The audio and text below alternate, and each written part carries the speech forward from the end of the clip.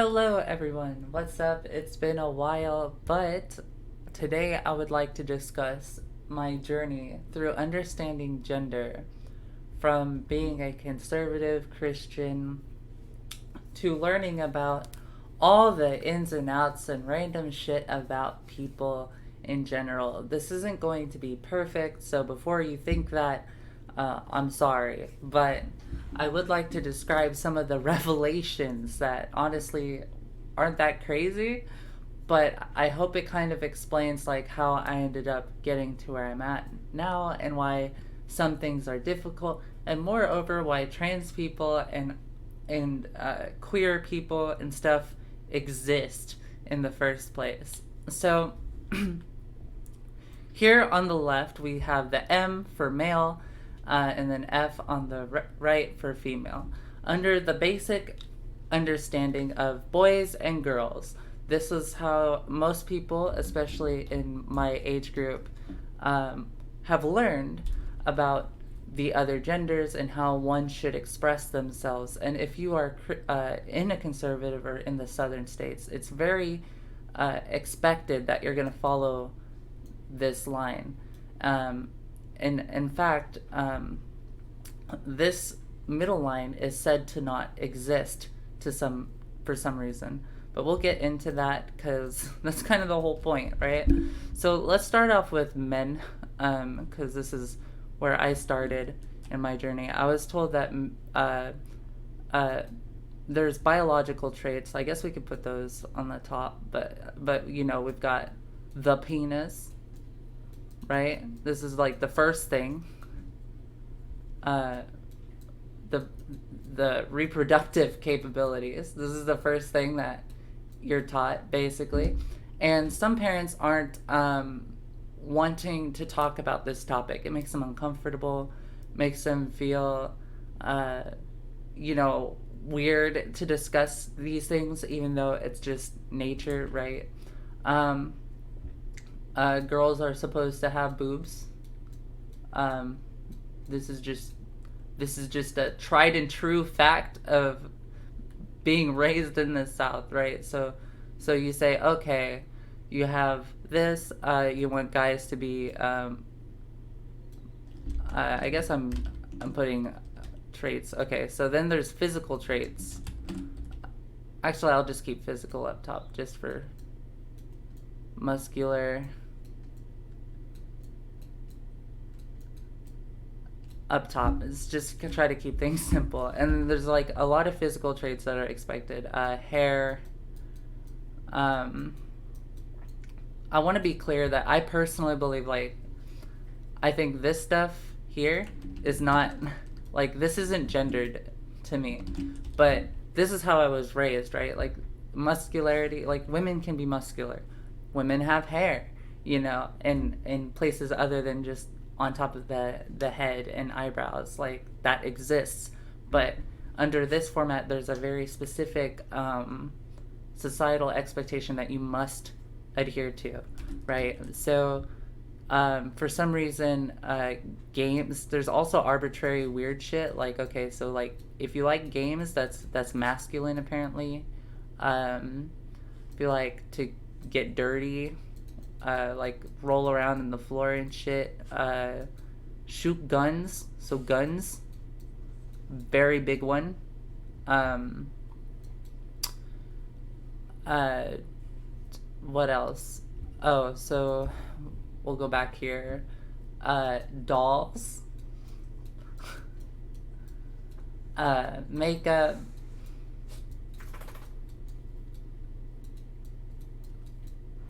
um, curvy, I guess. Like, I'm just gonna throw words. And now, most people will probably agree, like, when you think of these things, you'll be like, yeah, this fits more aligned with this. Or if you've already kind of gone over this yourself, you've kind of already determined that, wait a minute, these are just things. That doesn't really define a person, but we're gonna get there. We'll get there. Um, and there's a long list of arbitrary stuff, and I'm gonna just do it this way, just to make things a little bit easier. And plus, I can't list all the random arbitrary societal expectation stuff, right? Because that's not even the real point of this. But this was the expectation, right? Now, the reality is, people are going to land randomly on the line somewhere. Like, they could be super masculine, hyper feminine, effeminate men, or a masculine like woman. TM, I'm gonna put that here. And so the problem is people think that, like, how can there be so many genders, right? Like, how is that possible, right? So this is all just there's sexual characteristics here, and they're saying sexuality and gender are the same. We know that that's not true because gay people exist, right? But usually it follows that line in the sense of straights are in the majority. So people are going to fall randomly among these lines. Let's say the average man is around here and the average woman is here. Okay, cool. So usually when someone falls here, they're expected to chase after this over here. They expect you to want to go to the super masculine side of things. And if you are a woman and you fall here or anywhere on this line, you are expected to go all the way to hyperfem. That is the expectation. And there's nothing wrong with that. If that's what you like, I mean, cool. But this is like hopefully what can explain why some people have can feel very depressed based on their position in society. And this isn't something you're going to think about really that much as a kid. And sometimes, like, even when I was little, like, if I'm here, right, and I know I want to be here, or at the very least over here,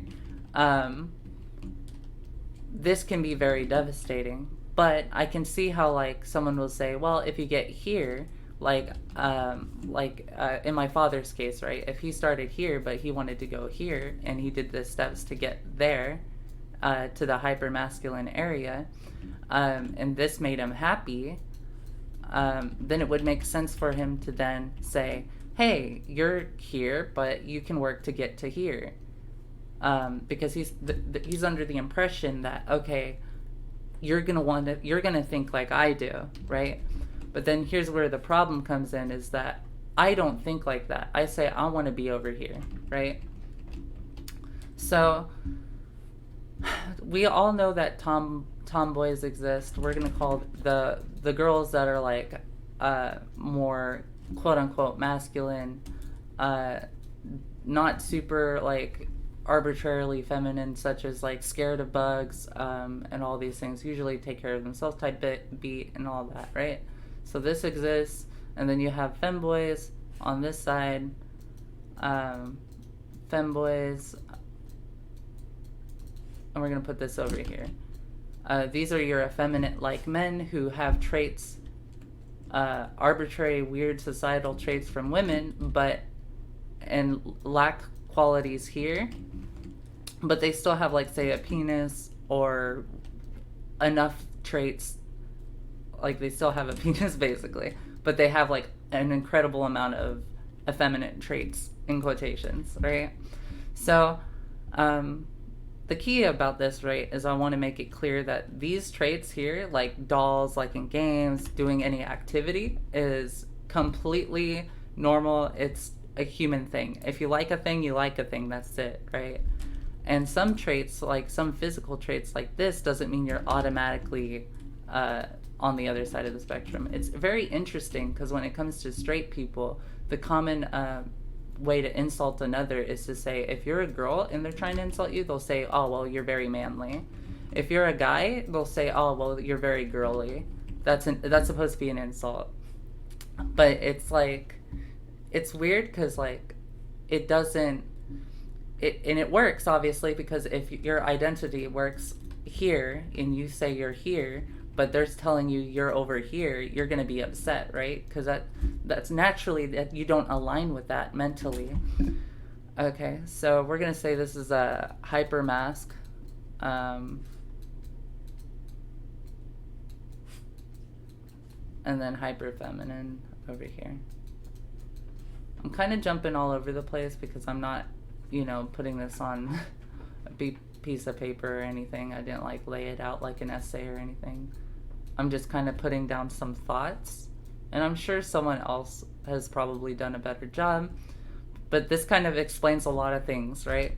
So growing up, I was told about the gays, and the gays had to fall under the effeminate spectrum.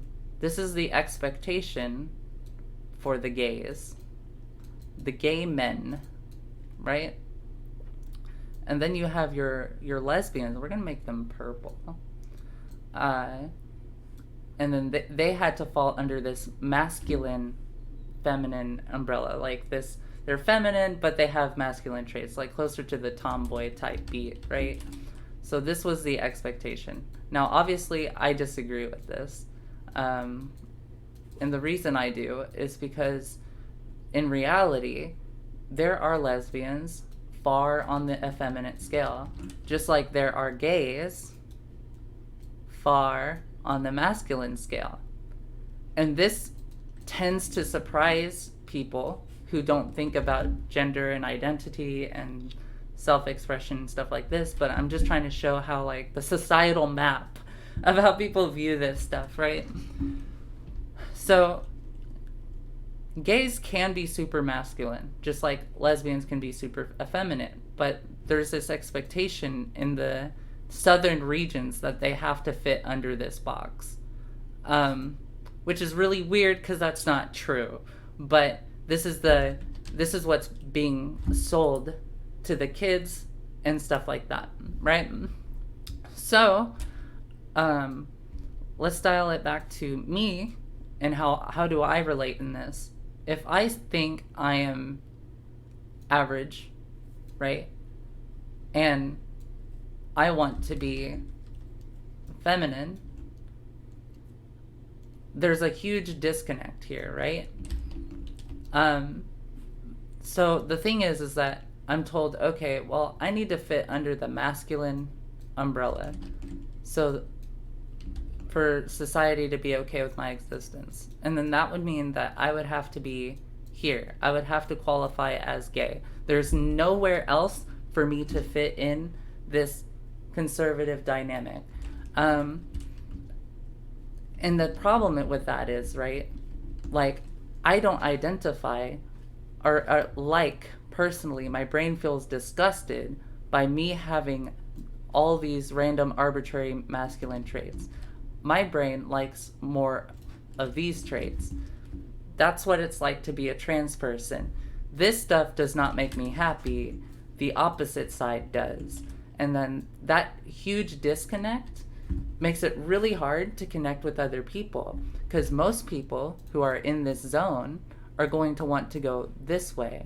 The good majority of people who are straight wish to go further into the societal expectation of their gender. So if you look at any man, your average dude, they're probably going to say, yeah, I want to be over here, or whatever. But that's not. So this is having to do with straight people, right? Now we get into the gay people a little bit. Like I said, they can range anywhere among these lines. Now, where do non-binaries fall in? I had to learn about that later. So I had learned, because I was under the impression no one really wants to be in the center, where you're like neither or. Like, I assumed, like me, people wanted to go to the extreme. Like, nobody would want to be in the center, but I was wrong. It's actually more common than I would have thought. And then there's this section in the center. And again, like I said, people can be born naturally anywhere along this spectrum, from masculine to hyperfeminine. So you think of the most womanly woman you can think of and the most masculine man you can think of. People are going to fall anywhere along those. And typically, if you are for some reason, if you are closer to the center where people can't really tell, or you don't have enough qualities on one side or the other, you're going to be treated as less than, which really sucks because you're not. You're just a human being, and your starting point or even ending point is just different from the expectation. So then this would be where like the non-binary people are, somewhere in the center. It can be non-binary masc, it can be non-binary femme. There's a bunch of like gender expressions trying to explain every single tiny piece here, which is where all the hundreds of gender comes in, along with like they try to add sexuality to it, like asexuality, like, oh, I don't like people but I like romance, so, and I'm a mess, so that makes me one thing, and so on and so forth.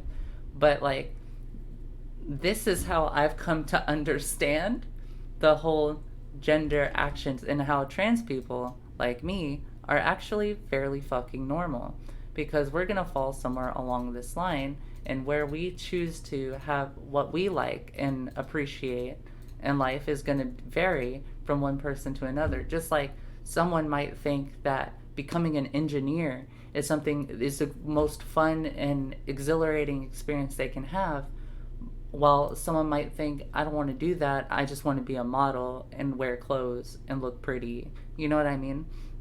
So, unfortunately, this obviously goes to both ways. I know the trans femme experience where I say, oh, I'm starting here.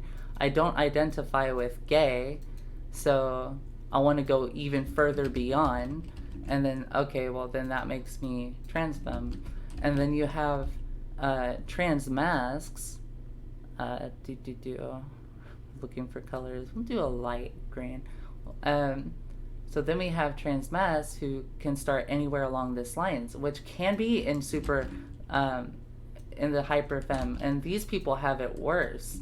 If you start in the hyper effeminate or hyper masc, and then you want to go to the other side, it's going to be a lot more of a dissonance, and it's going to suck, because the worst part is society is going to say, well, you have this, you have these physical traits, and therefore you can't be the other. This is now not possible. You can't do this. And then that is going to cause feelings of you're not wanted, you're disgusting, an abomination, and all these things that aren't true. But so you might have someone like this, right? Who might want to go from being almost nearly perfect hyper femme, in terms of how society has been wanting them to being much more masculine, or even hyper masculine, right? And then this would be your trans masc. And of course, and then you have trans femme here, okay? Trans femme. So obviously, trans people are going to have a lot more mental dissonance, and why suicidality rates are higher, etc., is because where they wish to be and where they are so far apart, or what they perceive as being so far apart, that, or an impossibility, that they, it can crush you internally. It can really get to you, and there's no going around that. So, and then of course, how we get to NB is like, let's say someone is anywhere on this spectrum, but they're like, I just want to be able to do girl stuff, and then they end up like here or whatever. Or if it's someone who was assigned female at birth, maybe they're over here, but they're like, I want to do boy stuff, but I want to have more masculine traits, but I don't want to be super hyper masc, right? So then they like a lot of it, like some of the stuff that they have as their gender, as their assigned gender at birth, as their sex, they like some of those characteristics, but they want to do some masculine stuff, whatever that is in society, right? So then they end up here by taking HRT, off and on, maybe because they want to have a certain aesthetic, or maybe they take it just enough for it to have a certain effect and then they stop, or what have you. And it's a lot, right? Like, I've been explaining this for 20 minutes and maybe I just made it more confusing, but basically, right, these are our baselines. Like, we're told this is the baseline that we should want to achieve, the male and female expectation, and it's been pushed for years, right? Like, this has been the expectation for years. They'll say guys have to be this way, if you're born this way, this is how you have to be, blah blah blah blah blah. And then girls, if you're this way, you have to be like this, you have to be proper, you have to be full face of makeup, very pretty so you can get yourself a man's. And then the other side is like, oh, you have to be masculine, you need to be tough, you can't have emotions, you need to be able to protect the women. That kind of vibe, which is fine, that's totally valid. But I'm saying that there are a good chunk of people that fall under the other section.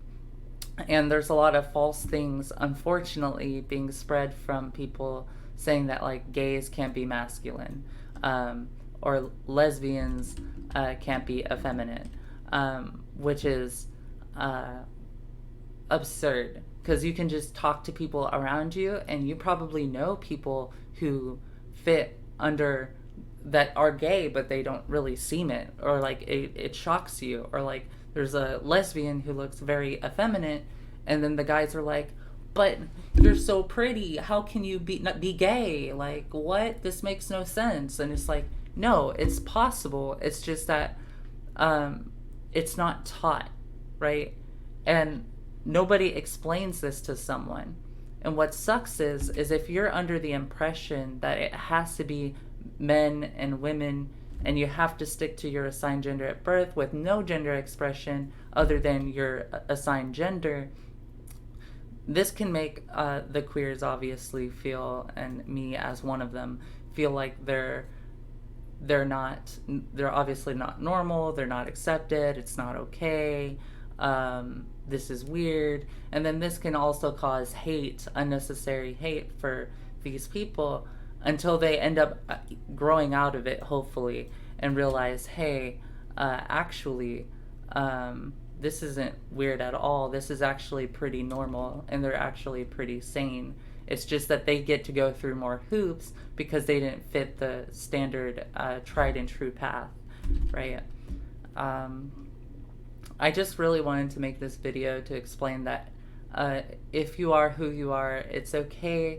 I think we all can agree pedophiles can go fuck themselves, but being trans doesn't mean you're a bad person. Just because you like the opposite spectrum's long-driven side of things, that like if you were born a woman and you feel like being masculine in a positive way and being the protector is something you want to do and stuff like that, I think that's totally valid, and vice versa.